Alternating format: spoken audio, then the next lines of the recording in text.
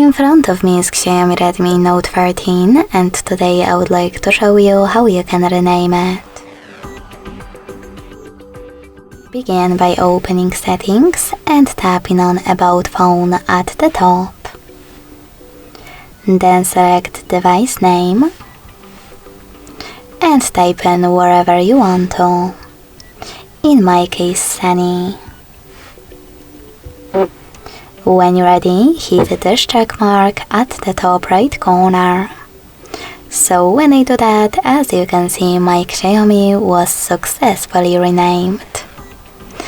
Thanks so much for watching. If you enjoyed this video, smash that like button, comment and subscribe. Bye!